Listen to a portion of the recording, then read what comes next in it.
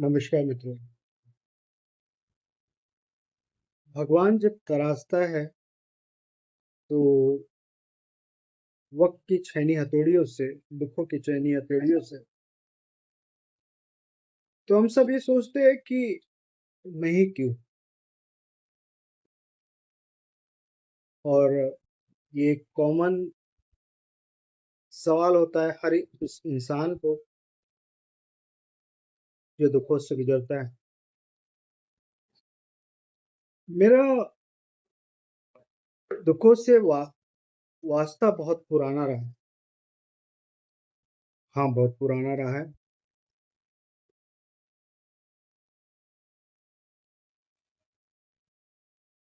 4 साल की उम्र में मैं घर से बाहर निकला। निकला मतलब कि मम्मी की शहर की थी, और पापा गांव में सर्विस करते थे, टीचर थे। तो माँ ने मुझे मेरे नाना के यहाँ भेज दिया पढ़ने के लिए, मात्र 4 साल की उम्र। मैं बड़ा बेटा था और उनके अपने सपने थे कि मैं उस समय में मेरे जीवन में बहुत बड़ा बनूं। मैं समझ सकता हूँ कि उनकी मन पे क्या गुजरी होगी जब उन्होंने 4 साल की उम्र में मुझे छोड़ा। और मुझ पे जो गुजरी वो थोड़ा बहुत याद है मुझे। और उसके बाद ज्यादा समय तक कि मैं नहीं रह पाया। और 2 साल के बाद माँ ने बुला लिया। और उसके बाद मात्र 4 साल मैं माँ के पास रहा। मतलब पुराने 4 और बाद के 4, 8 साल। माँ ने फिर मुझे पढ़ने के लिए एक छोटे शहर में भेज दिया। इस 8 साल के दौरान कुछ घटनाएं घटी जो कि मेरे जीवन को इन्फ्लुएंस कर गई। दर्द, मेरी माँ की तबीयत ठीक नहीं रहा करती थी और उनका एक ऑपरेशन हुआ था गले का। और उस ऑपरेशन की वजह के बाद एलोपैथिक दवाइयों के ओवरडोजेस की वजह से फिर उनकी तबीयत खराब रहती थी। मुझे वो पल याद आता है कि इस दौरान पापा टीचर थे और गांव में एक दुकान भी चलाया करते थे, किराना। सवेरे 5 बजे उठ जाते थे। गांव में बाहर के गांव से जो आदिवासी आते थे और वो हरे बांस बेचते थे गांव में, और फिर उन पैसों से वो अपने घर का हफ्ते भर का किराना लेकर खरीद कर जाते। हम 4 भाई थे और उस वक्त पापा को मैंने दुकान पर सवेरे उठ करके काम करते हुए और फिर अपने जॉब पर जाते हुए देखा। किसी दूसरे शहर में रखा गया, एक करीब, बहुत करीब के रिश्तेदार के यहाँ 7 स्टैंडर्ड के लिए, क्योंकि उस वक्त में बोर्ड हुआ करता था। और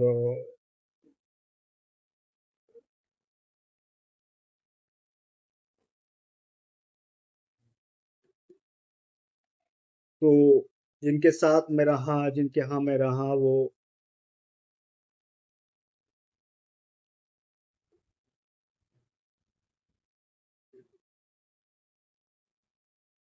7 स्टैंडर्ड में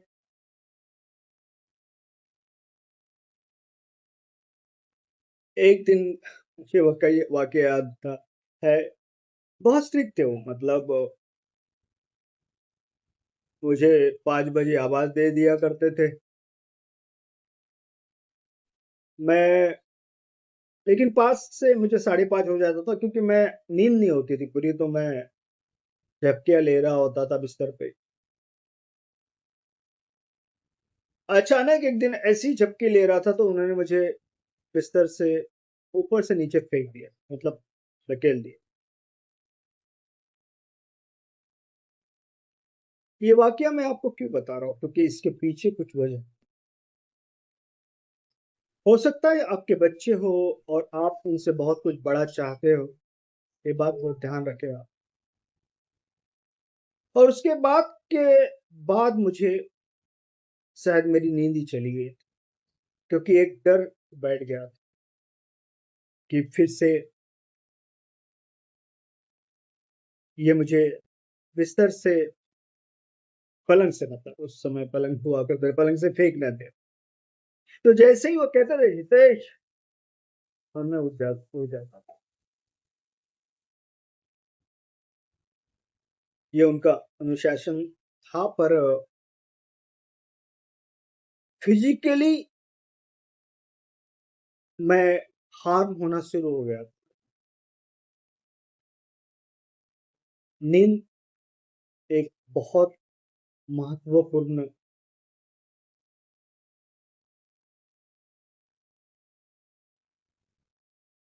हिस्सा है हमारा। 13 साल की उस उम्र में ऐसी नींद का उड़ जाना अच्छा नहीं था। पर मैं किसे कहता, माँ महीने में एक आध बार आती, जबकि दूध भी था और मैं जो जाना जा नहीं पा।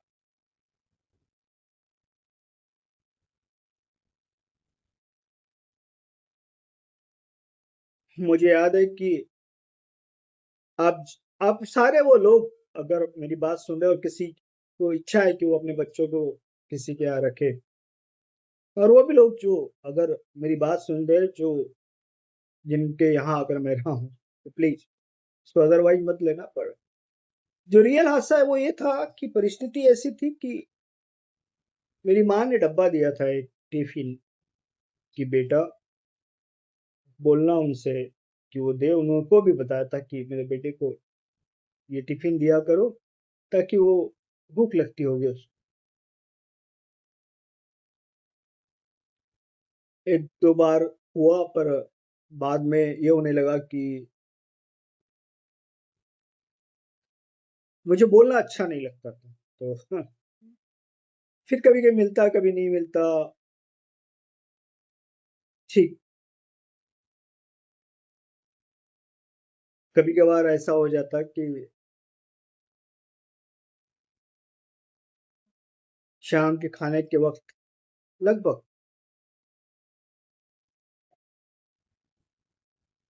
चूंकि मैं, मेरी माँ ने भेजा था, माँ के बारे में, घर के बारे में ऐसी चीजों को बुलाया था कि अ, आंसू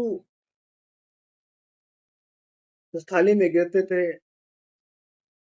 और इतनी भी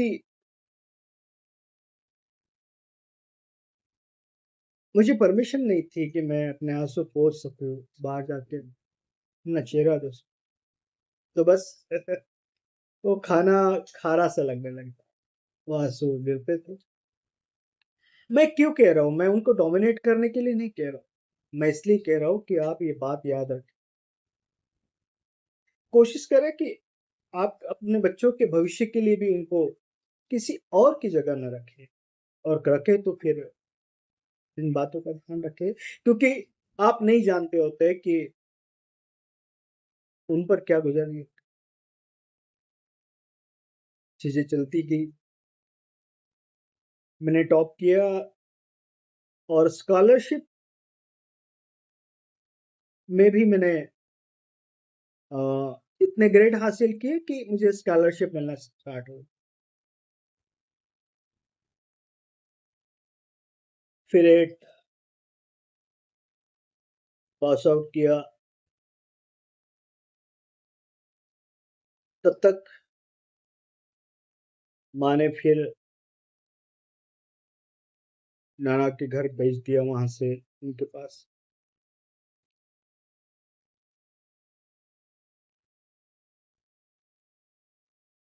उसके बाद से तो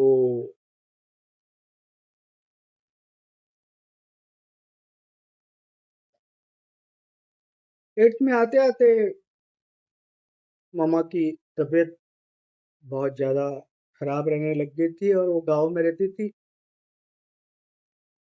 दवाइयाँ चल रही थी यहाँ से करीब महाराष्ट्र में एक जगह है भंडारा, वहाँ आती थी, कभी मैं मेरे पास आ जाती थी।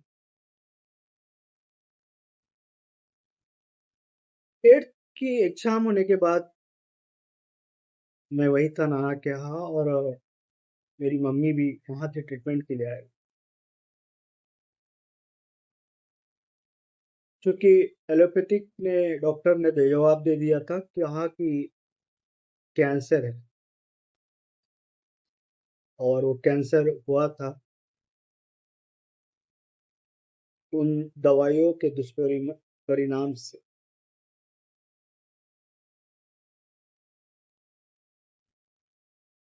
ब्लड कैंसर 4 स्टेज का। जब तक आयुर्वेदिक डॉक्टर को दिखाते उन्होंने कहा कि वक्त तो बहुत हो गया है पर कोशिश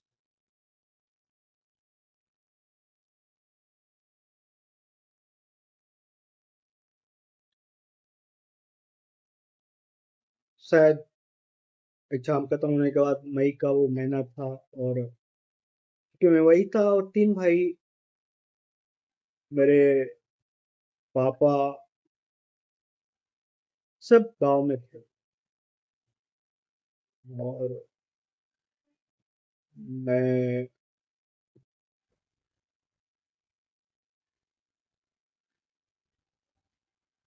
माँ ने कहा कि संडे का दिन था कभी नहीं भूलूंगा मैं मैंने कहा बेटा मुझे तो ठीक नहीं लग रहा है ग्लूकोज बना के दे उस दिन मुझे मेरे छोटे मामा के साथ जाना भी था गांव मैंने कहा था कि गांव जा कर के भाइयों से एक बार मिल कर आना पता नहीं कैसे हो क्योंकि मेरी एग्जाम हो चुकी थी तो मैंने हाँ कहा और वहाँ को ग्लूकोज का पानी बना कर दिया लगभग 11 साढ़े 11 की बात थी बस 12 साढ़े 12 की हमारी बस थी। उसके बाद मैंने मेरी माँ को बाय कहा और मैं बस की तरफ निकल पड़ा जब मामा के साथ मेरे और वो मेरा आखिरी बार था मुझे बता ही नहीं पाया हम लोग शाम तक 4-5 बजे तक गांव पहुंचे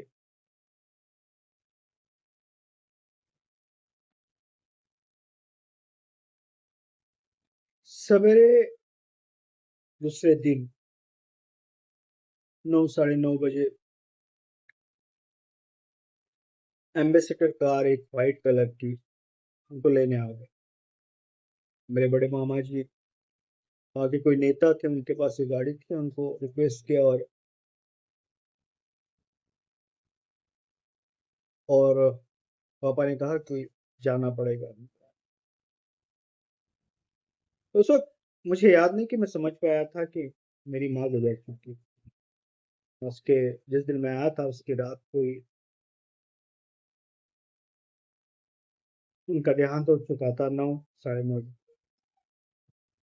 तीनों भाई मैं पापा हम चारों भाई और हमारे नाना के साथ गाँव की तरह शहर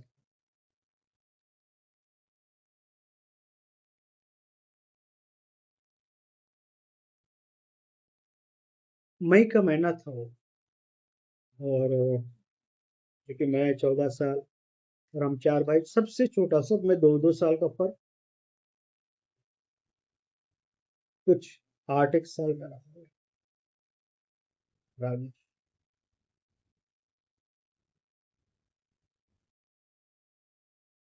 वो हर कमरे में जाकर देख रहा था माँ को एक अलग कमरे में शायद मुझे उस वक्त रोना भी नहीं आ रहा था मैं समझ ही नहीं पा रहा था कि मैंने क्या खो दिया मैं अपने आप को देखता कि अपने भाइयों को देखता मेरी माँ की उम्र उस वक्त सिर्फ 38 साल।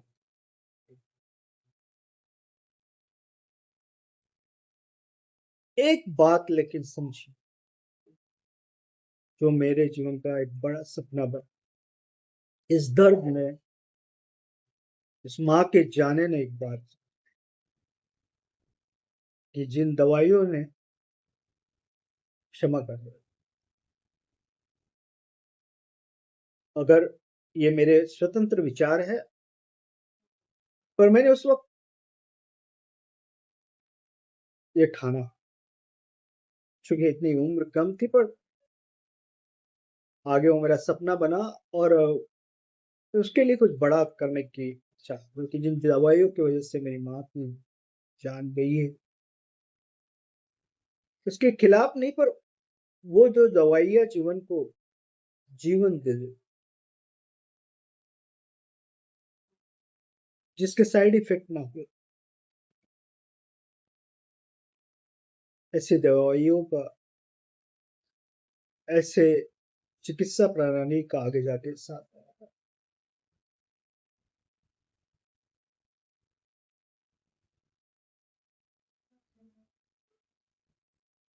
तो 3 बजे, 3-4 बजे हंडी पकड़ के वहां से शमशान लेकर जाना था। हंडी पकड़ के मैं सामने था, जाते आते 4 बज गए थे। पर मौसम कुछ ऐसा बदला कि मई के उस चिलचिलाती धूप में भारी बरसात आई। तो बरसात में कभी नहीं हुआ।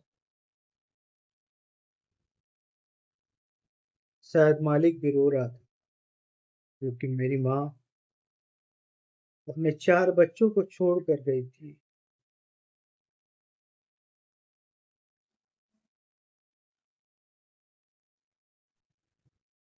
और फिर